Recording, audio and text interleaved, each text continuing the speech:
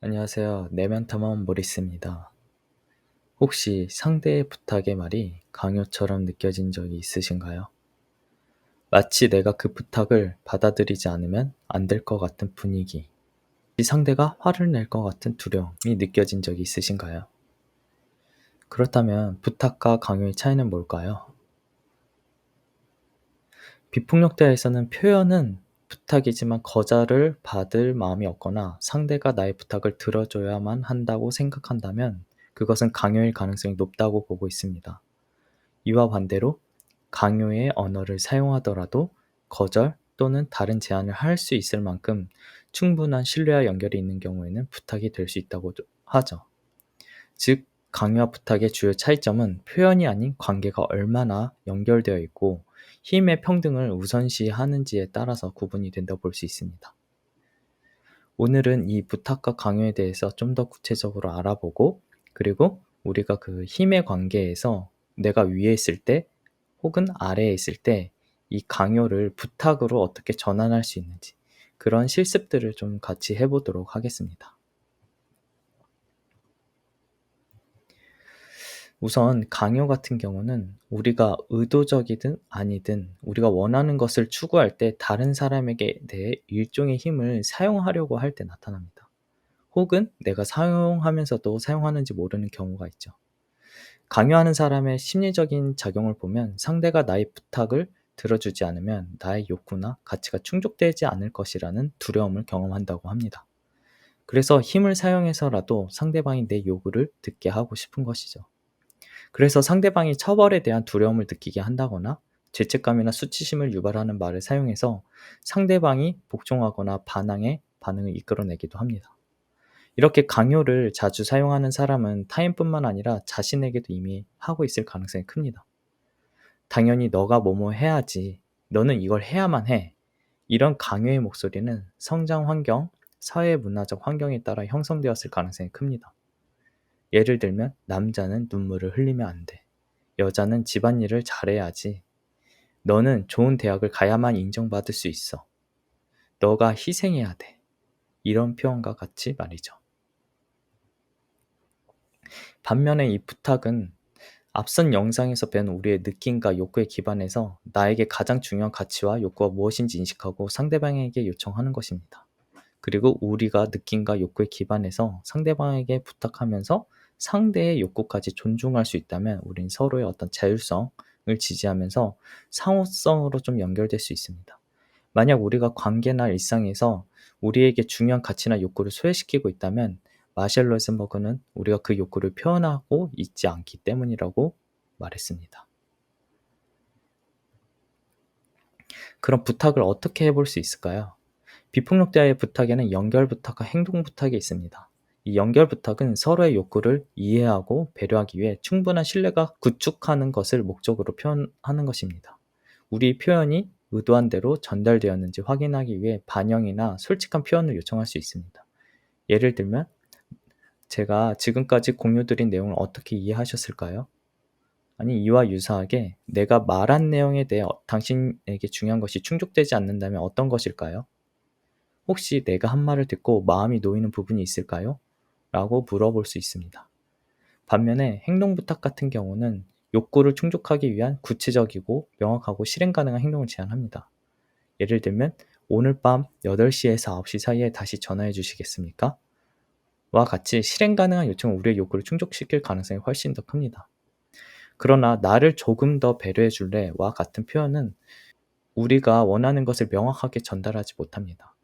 왜냐하면 배려와 같이 구체적인 행동이 포함되지 않은 표현이 각 단어가 주는 의미가 서로가 다르게 이해하고 있고 그로 인해서 오해가 발생할 수 있기 때문입니다. 그래서 상대방이 배려를 위해 어떤 행동을 해야 하는지 생각하지 못하기도 합니다. 그리고 긍정적으로 표현하는 것이 중요한데요. 뇌는 긍정적으로 구성된 부탁을 보다 신속하고 정확하게 처리할 뿐만 아니라 부정적인 부탁을 하는 것은 저항을 불러일으키기 때문에 사람의 자율성을 방해한다고 합니다. 예를 들면 아이들에게 이렇게 표현해 볼 수 있습니다.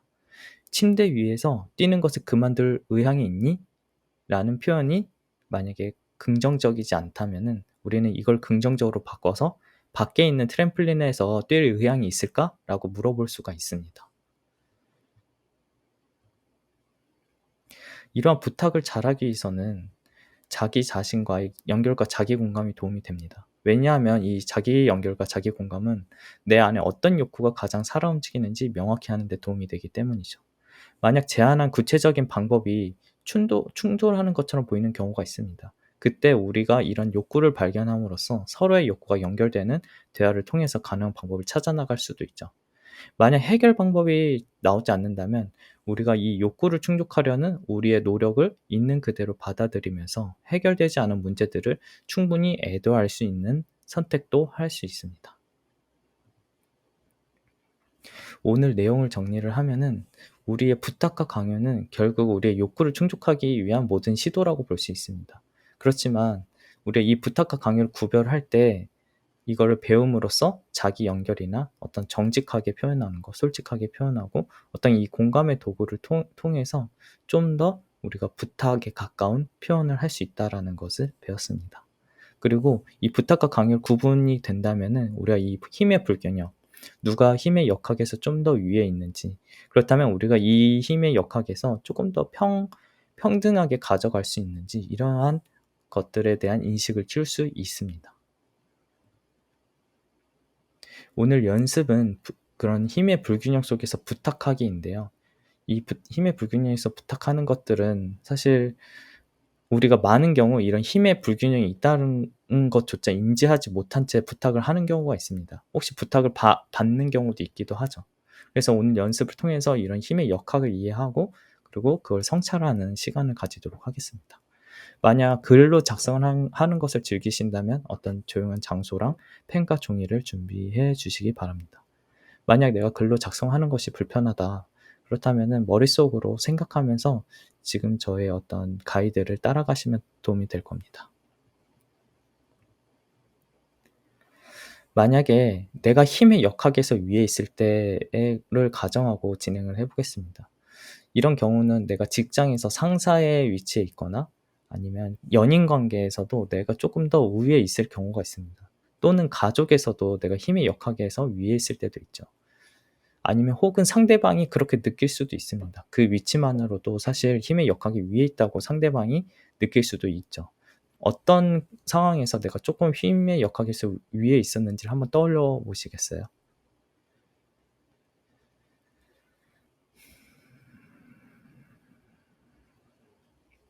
그리고 그 떠올린 사건, 상황에 대해서 그런 나의 부탁으로 인해서 이제 상대방한테 미치는 행동, 그런 것들 사이에서 그 불일치를 내가 열린 마음으로 이제 알아볼 수 있는 마음이 있는지 다시 한번 확인해 보시겠어요? 그 사건이나 상황이 실질적으로 내가 다루고 싶지 않은 사건일 수도 있습니다. 그게 내가 마음으로 그 사건을 다루고 싶은가, 그 상황을 다루고 싶은가를 한번 떠올려 보세요.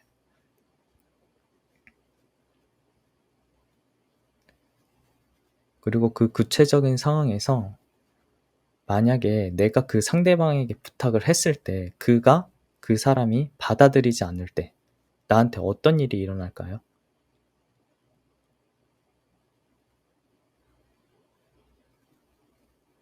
그리고 이때 나에게 어떤 욕구가 있었을까요?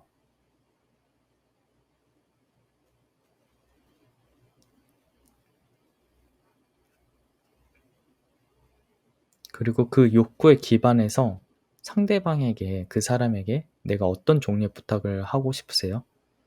이 어떤 종류의 부탁 같은 경우는 앞에서 말씀드렸던 연결 부탁이나 행동 부탁이 있습니다.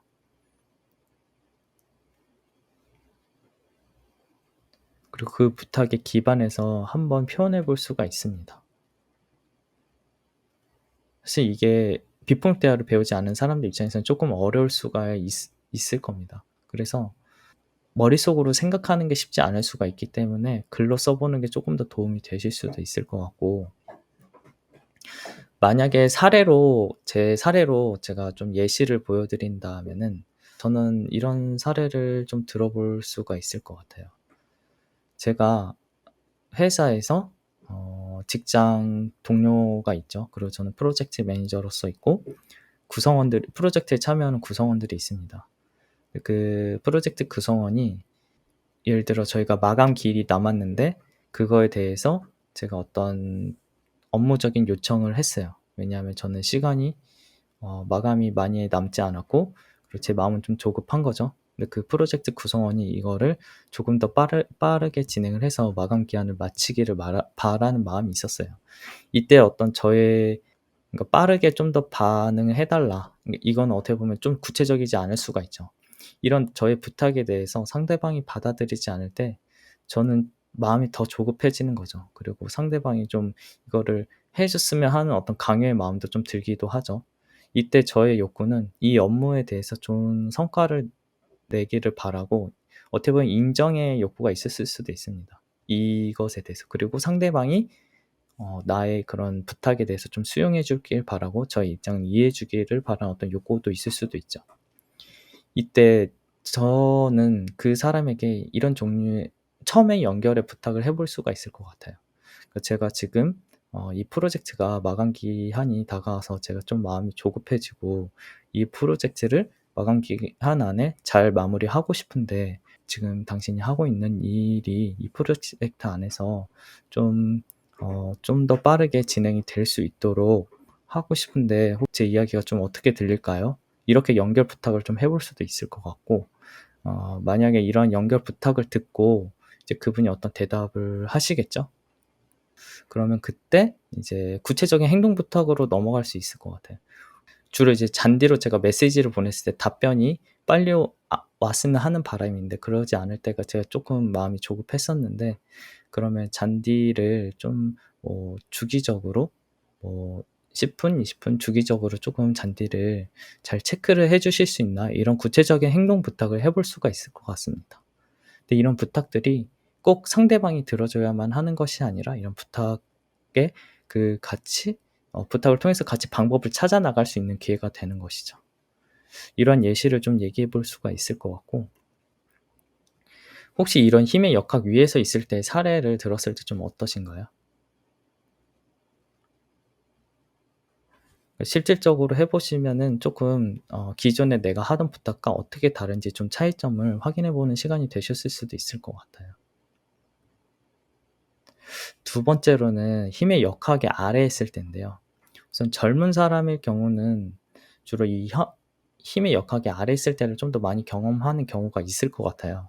왜냐면 우리나라 같은 경우는 나이로 쪼끔 어떤 서열을 둔다거나 그런 문화들이 쪼끔 있기 때문에 그런 부분에서 쪼끔 아래에 있는 경험들이 많으실 것 같고 아니면 어떤 나의 성격이나 특성에 따라서 그 관계에서 내가 쪼끔 힘의 역학의 아래를 주로 많이 차지하시는 분들이 있어요. 그런 분들 입장에서는 이런 부탁 연습이 좀 도움이 될 수 있을 것 같아요. 진행을 먼저 해 본다면은 우선 내가 힘의 역학의 아래에 있을 때를 한번 떠올려 보세요. 그리고 어떤 상대방의 어떤 부탁이나 상대방이 그런 상대에게 내가 하고 싶었던 부탁을 한번 떠올려 보시겠어요? 아니면 그때 했던 순간들, 부탁했던 순간들을 떠올려 보셔도 좋습니다.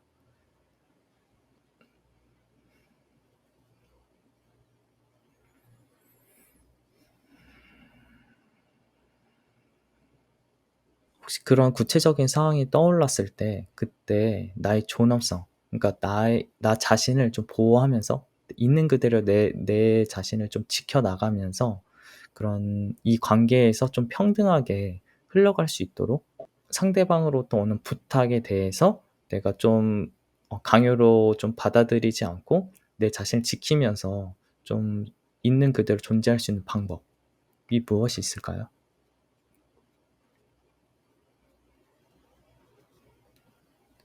그리고 내가 상대방의 부탁을 들어줄 마음이 없을 때 상대방의 그런 부탁이 "내가 그렇다."라고 말을 할 수 있도록 하는 어떤 욕구가 무엇일까요? 무엇 때문에 상대방이 나에게 부탁을 했을 때 내가 정말 원치 않는데도 이 부탁을 듣고자 하려고 하는 그때의 욕구가 무엇일까요? 어떤 그 관계에서 상대방과의 어떤 친밀함일 수도 있고 우리가 잘 연결되어 있다라는 어떤 인정, 어떤 확인이 될 수도 있고 그리고 만약 이 부탁을 내가 거절했을 때 오는 위험이 내가 상상했던 것보다 작을 수 있는지에 대해서 확인할 수 있는 방법이 있을까요?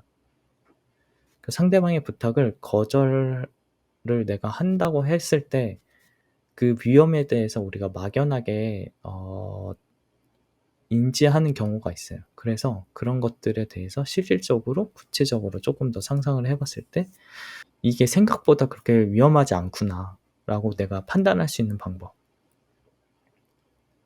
그리고 그 위험에 대해서 내가 얼마나 감수할 수 있는지 한번 스스로에게 한번 물어보시겠어요?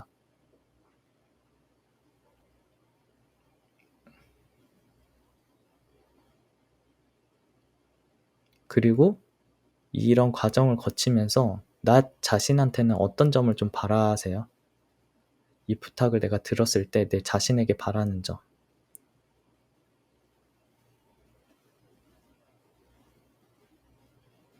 그리고 역으로 내가 그 사람에게 어떤 부탁을 좀 해볼 수 있을까요?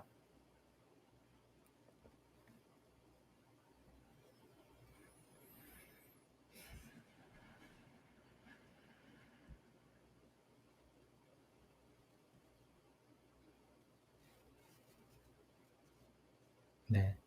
그러면 여기까지 한번 진행을 하고 나서 이 부탁에 대한 연습을 했어요. 힘의 불균형이 있을 때 나의 부탁을 받거나 거절하거나, 그리고 부탁을 상대방이 했을 때 거절하거나 내가 부탁을 들었을 때 거절하거나, 그런 과정들에 대해서 나의 욕구들을 좀 살펴봤는데 나의 마음과 생각이 좀 어떠하신가요?